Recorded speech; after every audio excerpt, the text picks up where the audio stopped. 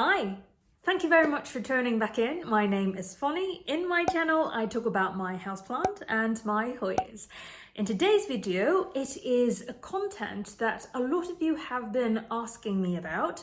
Not that I don't want to listen to what you wanted to know more about, it's just that I was thinking, what kind of content will be the most helpful to be condensed in one single video?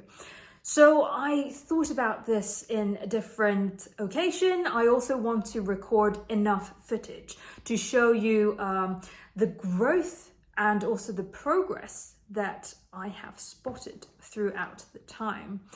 What is the topic about today? It is about what to do when you have received a cutting. In this video, I will cover from step 1, after you receiving the bare stem, how to chop it up, how to pot it in the lechuza pond, and then the second step, what kind of acclimation environment you keep it, and then the third step is when you should take it out from the ziplock bag and put it in your Millspo cabinet. And finally, I showed you the result of my experience with Hoya Curtisii. So it would be a full journey, starting off with bare cutting with a couple of notes, all the way until the growth you can spot it from this cutting.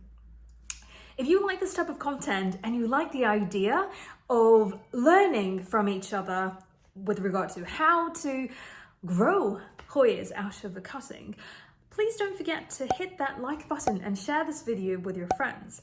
If you like this type of content and you don't want to miss out next time when I post it different content or something related to houseplant, don't forget to hit that subscribe button so you won't miss out any information I'm sharing. Now, let's get into the first part. I have taken the example that I have got from Camilla. If you remember, I have posted a Hoya haul back in August, September time, showing you 28 new Hoyas that I have got from Emily and Camilla. Out of that 28 cuttings, I actually recorded some additional footage to show you step by step what to do after you have received a cutting without any roots and what next.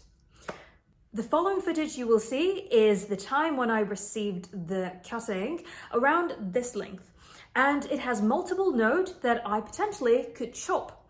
So the step 1 is how to chop it and where should I chop it. Let's take this one, Hoya Thomsonii white flower, as an example.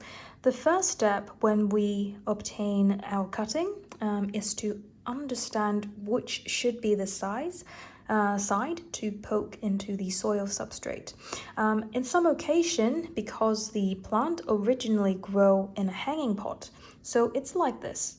That's the reason why the leaf face this direction. And you can see this is the front part, but it not necessarily means that you should poke the stem on this direction, because if the plant originally grow on the another side, it will significantly reduce the speed of growth. So how do you know if this is the top side or this is the top side? We look into the armpit area. Look at this one here. This one, you see that the leaf is growing out like that, and the armpit area has roots on the top. That is an indicator showing that this plant shouldn't be planted this way, but it should be planted this way. Because now you can see this is the correct direction of growth pattern. It grows this direction. It doesn't grow down because this is the bottom part. It starts from here and then it continue growing all the way there.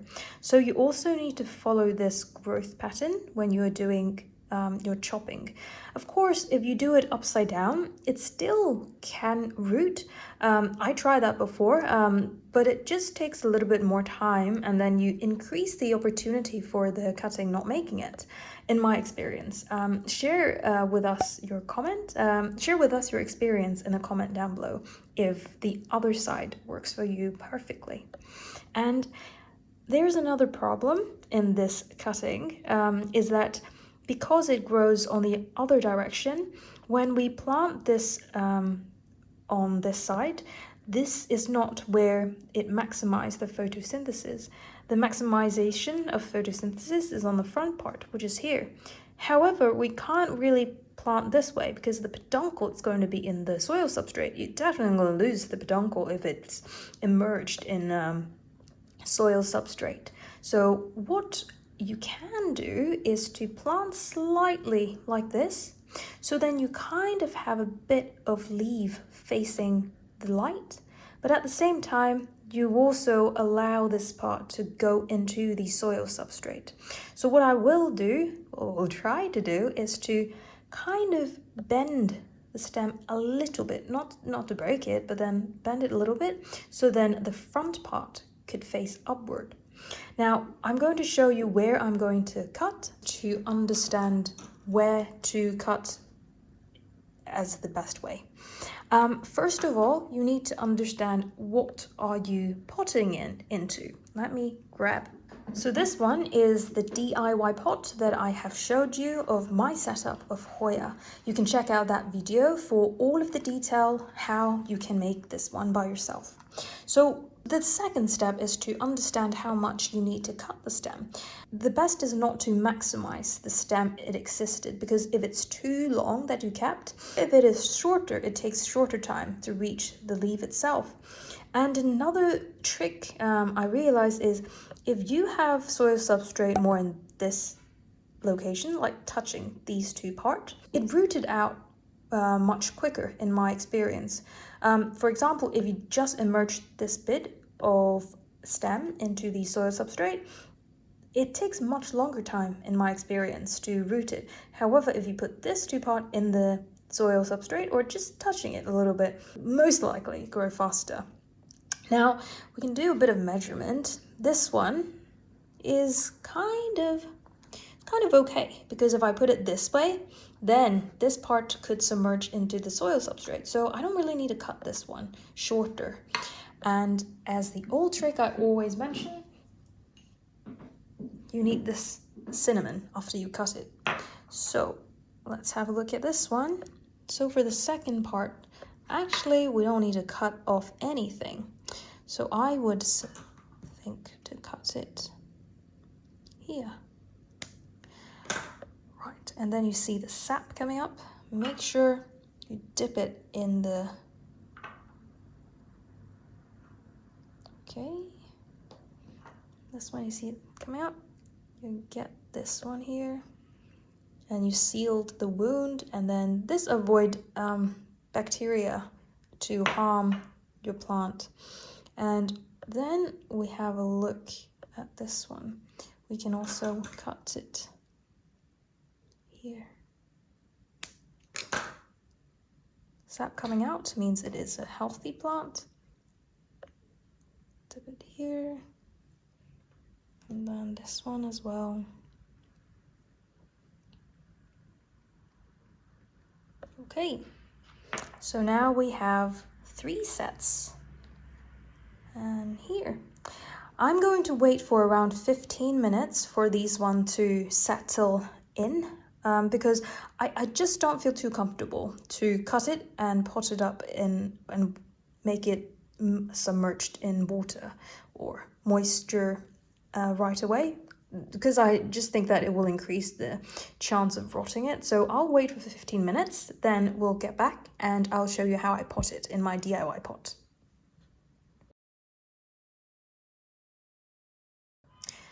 Alright, we have waited for around 15-20 minutes. It's time to pot these up.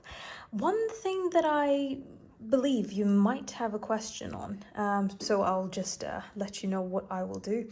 It's related to how should you cut. I have mentioned about how long you should keep the stem, but I didn't specify how many pieces you should cut into. I don't think there's a particular rule of thumb, but for me, if the leaf it's relatively small, this one I would say it's medium size, it's not like small size, I will keep it one node as one separate cutting. So as a 3-node cutting, I will chop it into 3. This one is relatively greedy, I would say.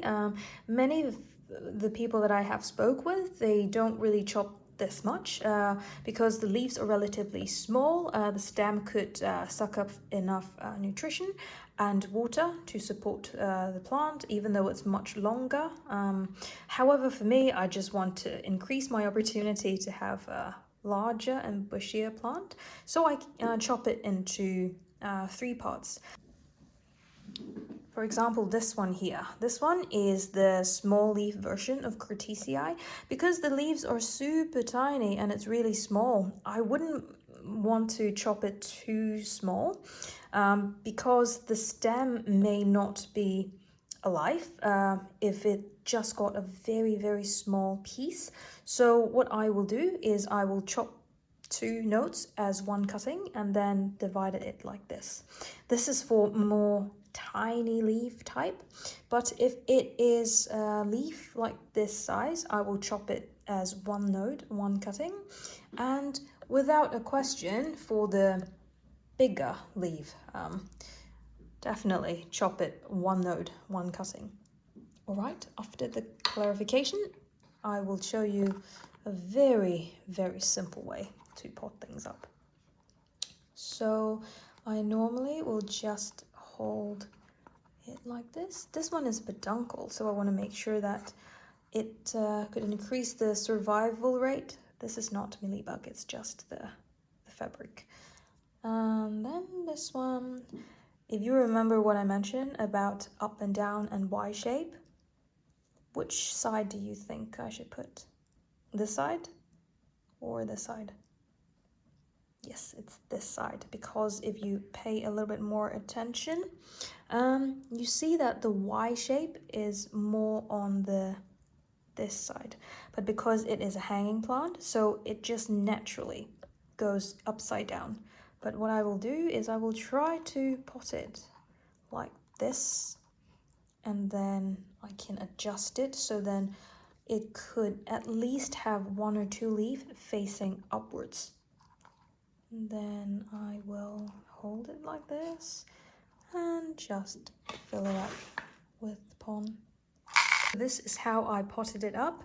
You see that the armpit area is not covered with pon, but it just slightly touching the pon, and that one inside there as well, and the one in the front here as well.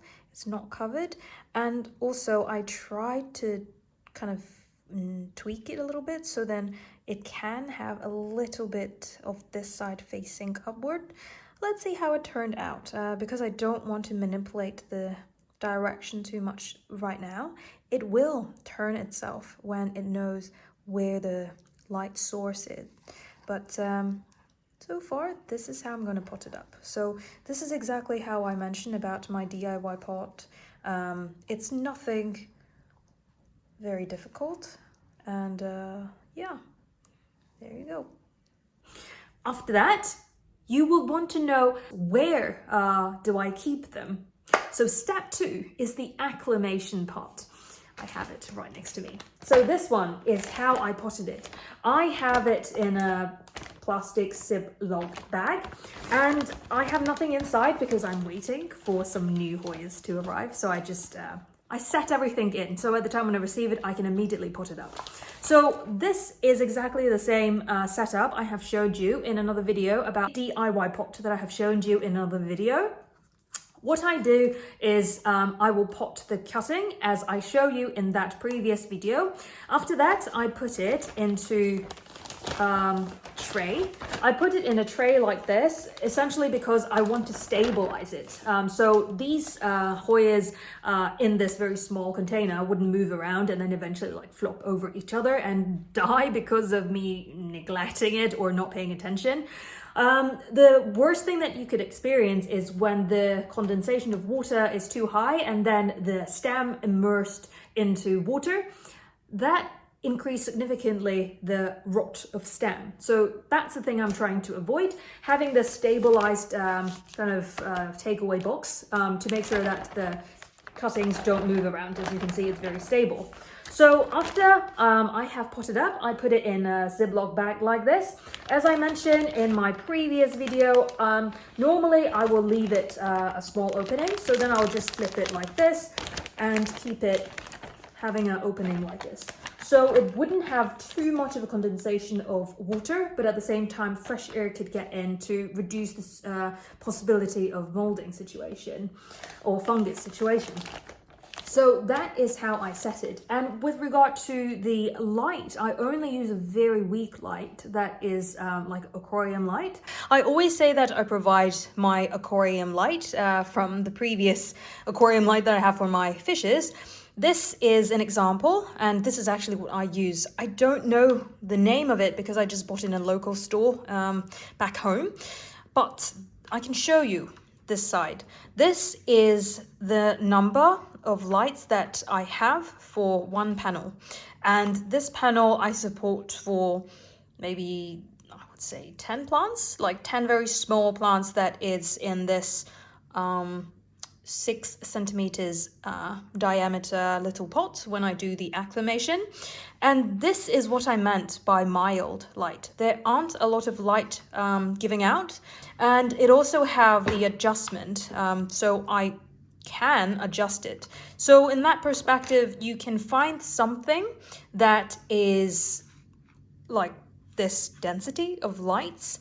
That should be a medium one. How far do I put the plants? It's like here, that's where it locates, and then normally the plant is around, I would say, 30 to 40 centimeters beneath. That's how I mention it as medium light to the unrooted cutting.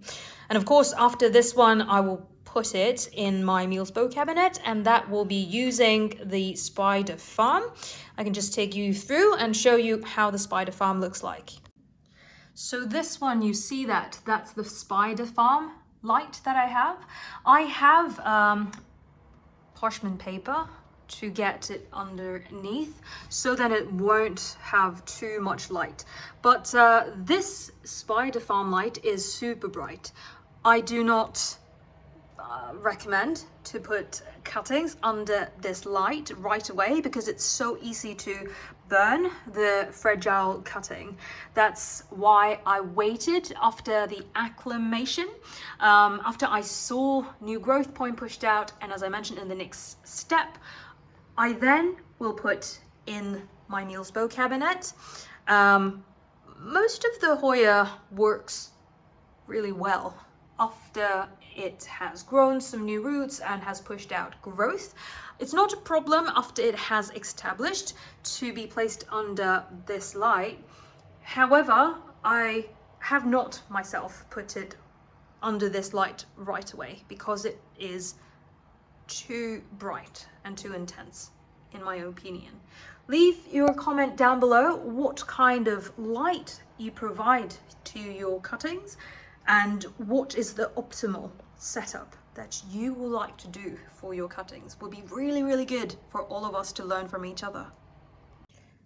With regard to the acclimation step, it is very important to know how much water you should add to the pond when you're acclimating your cuttings. I know that it is very abstract to just tell you, look into the root system and decide how much water you need in the water reservoir. So here I have 4 examples in different stage of the root growth to demonstrate, in my experience, when do I add water in the water reservoir and what are the characteristics that you can look for when you are determining how much water you need to add into. So here is the first stage of plant growth. This one here is the example from Hoya acicularis. You can see that Hoya acicularis here doesn't have much obvious growth in the leaf, and you can also try to inspect, is there any roots that you can spot out that shows in the transparent pot. Apparently the root is not that obvious yet, even though this one has been in the Lechuza pond for almost 2 months. So what I will do here is I will characterize this as a plant that does not have so much root system yet. So in the water reservoir, I wouldn't add too much water. In fact, I don't have much. It's just a very teeny tiny bit. And you can also see that the condensation of the moisture within this pot is also very high. So it won't run out of water, even though you don't have water reservoir in this setup.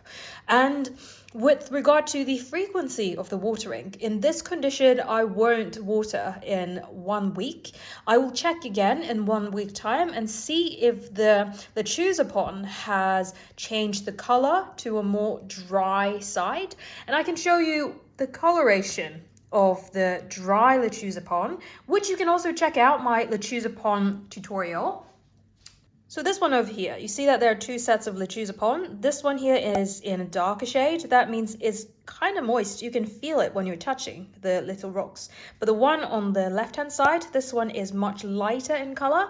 And in this condition, the Lechusapon is dry. So as far as you see that the pon is still in this coloration, on the left hand side, this is still moist. So I would not add water when I see the rocks like this coloration. However, if the entire pot changed to this color to the right, you should try to avoid this stage. You should try to keep the rocks moist enough so then most of the time, at least in the bottom part, looks like the coloration on the left hand side. The main reason is because it is still a cutting, it doesn't have existing roots, so it's better to keep the soil substrate or pon to be slightly on a moist side but not in a soggy side. So now you know that what are the definition of dry and wet pon, and it only applies to this stage of root growth. So as I said, this one is stage 1 of the root growth because you can't really see much obvious root. There is very minor growth point on the plant, which shows you that there are existing root that pushed out. Otherwise it wouldn't be able to support the plant to push out new growth, just that the root system is not as much. So in conclusion, I would not add a lot of water in the water reservoir. This one I would say is enough. That you can see right now. And as I said, I will water this one maybe every week. First, check if the soil substrate is dried. If it is, then you can water. If it is not, if it looks like this, you don't have to water it. Maybe wait for another 3 days and see how it turned out. The reason why we want to avoid having too soggy wet of pon is because it could promote stem rot if the stem has constantly been submerged in a high humid, yet not just humid, but wet condition. Move on to this one over here. This one is Hoya carrii. This one is slightly different, slightly more than the step 1 that I have shown you, the previous one, acicularis over there. First, you can see some obvious root that has grown on the side of the node. And second of all, you can see there is a much significant growth point. This is an indicator of roots has been developed into the Lechusapon. Even though you can't see much over here, potentially there are more roots that is submerged inside, and you just weren't able to see it on the surface of the pond. So here you see that I have added more water compared to the first stage. You see that this one almost has no water, but this one has a little bit. So then it could support this plant. When more roots has grown into the pond, it will be able to be constantly moist in a higher degree than the one I showed you before. Then we move on to the third stage. This one here is Hoya daniensis. You have seen this flowering of the plant, and now it actually is start pushing out the foliage. You see that there's a new growth point over there. Both of the flower has dropped off. However, it's great that it's starting to push out foliage. And the reason why I said this one is the third stage is because the growth of the flower, it's an indicator of the root growing into the pon. And also afterwards, they have a new shoot coming out. So this also proved that this plant potentially has a bigger root system to support all of the flower growth and also now the new growth point. So as you can see here in the soil substrate, you see these really healthy roots that has grown into lechuza pon, especially when you see these hair on the side of the root. That shows that these ones are very healthy roots, that it enjoys a lot of the humidity and also the condensation of the pon.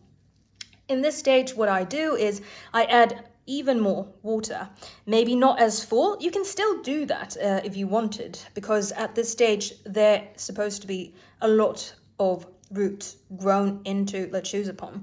But if you are a plant parent that you're very on top of everything, you can always keep it moist with a bit of water.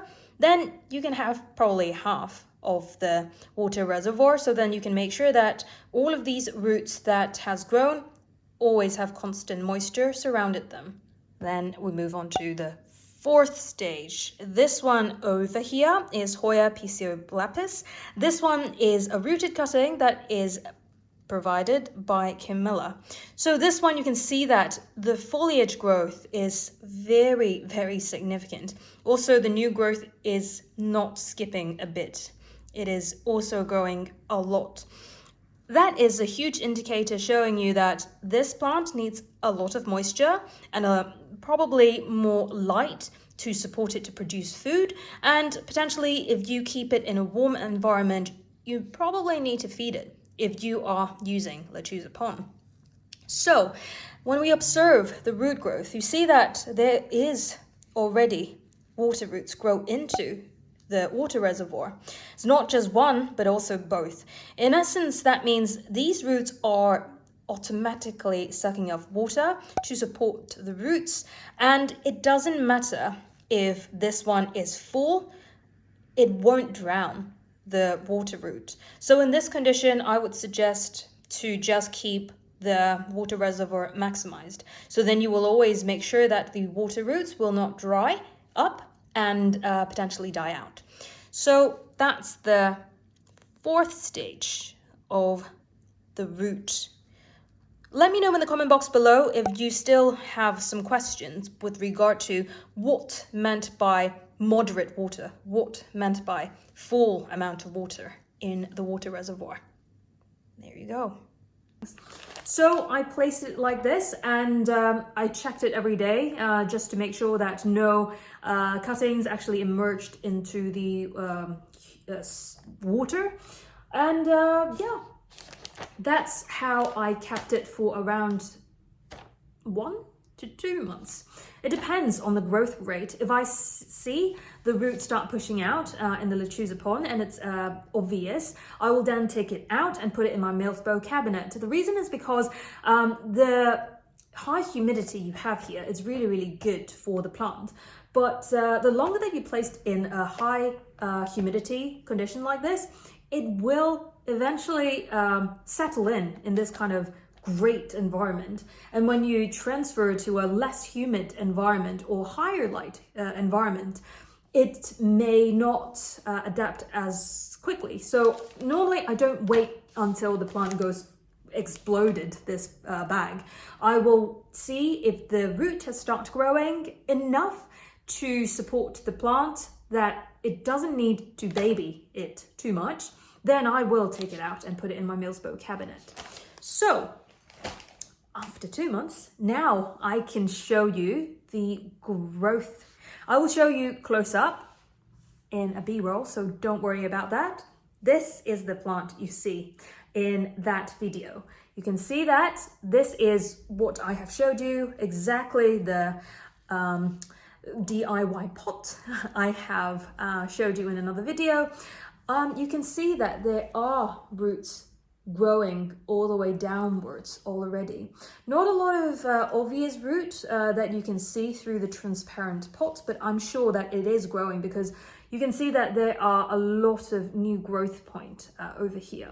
You can see that there are 3 stems in total that I have potted into the pot. This is exactly the same setup that I have shown you in the previous video. You can see that even though there are only 3 stems, because I have potted all of them horizontally, the roots grows in every single node, which significantly increase the chance of this plant to survive. And not just with the root growth. You can see that each node, there are roots growing into the lechuza pond just because I put it horizontally. The good thing about it is it has more growth point than the count of the cuttings I have. There's 1, 2, 3, 4. That's 4 growth point in total. With 3 cuttings, there are 4 new growth point, which is really, really good result. And if you ask me, this is autumn time and it doesn't really have very strong light in the first month. It still pushed out so much growth. And yeah, so I'm really happy to show you this result in 2 months time. I waited for all this time to show you the result. And so then potentially if you have some new cutting that has no roots, you can try this method out and see how it goes. Obviously, you judge by yourself and see if you have everything that you need to grow this bare root. Maybe start with a cutting that is not very difficult first. After you have captured the idea of how to root bare stem cutting, and you can move on to more rare ones so that you can be less stressed out from it. This one here is after 2 months, the stage of the plant. You can see that there is actually 3 growth point. Here you see that this is a new growth point from that cutting. This one has pushed out 1 leaf. It actually looks like Hoya Lee because of the small and elongated leaf shape. It tried to push out a stem over here, but that part has a bit of yellowing. I think this one will drop off and potentially will push out a new stem, hopefully. And there are 2 new growth point on this 2 cutting over here. It's 2 cuttings in total. You see that this entire new vine has pushed out from that node, and the new leaf comes in very hairy, not as hairy as the pink flower one, but it is very silvery when it comes to the density of the hair. And there is also another node pushed out entirely new vine. This one here is not a millibug. It is the fuzziness of the root. Because I put it in the bag that I have showed you, it has really, really high humidity. That's why there are roots that actually grow into the air. However, I have put it into the meals bowl cabinet now, so it doesn't have as high humidity as before. That's why this one will soon probably dry up. It doesn't really matter because it has supported the plant to push out these 2 vines. And when you look into the growth update of the roots, you can see some growth, but is not as significant. But because it has so much new growth, I will expect there are a lot of roots that has grown into the lechuza pond, even though I can't see super much as what I have shown you in the 4 stage of sample. But still, I suspect that this is a plant having a lot of roots already, and as far as I know about Thomsonii, it likes to be more on the moist side when it comes to the substrate. That's why I have filled up the water reservoir. And yes, this is the result in 2 months time. Healthily growing with 3 growth point. Well, I hope you enjoy the content. If you have any question with regard to how to cut the Hoya, how to pot the Hoya into lechuza pond, or any specific questions that I have not covered in this video, please feel free to leave your comment down below and we can learn from each other. If you have different kind of acclimating experience and different tips that you would like to share with us, don't be shy and be generous enough to leave your comment down below so then everyone can learn from each other and encourage more growth of Hoya and eventually bring down the price of Hoya so then all of us can have very nice Hoyas with a relatively achievable price. So if you like this content and you really want to support me in making similar content, don't forget to hit that like button and share this video with your friends. If you have not subscribed to my channel yet and you don't want to miss out next time with similar content posted, don't forget to subscribe to my channel. Until next time, I wish everyone is having a great day and I'll see you in the next one. Bye!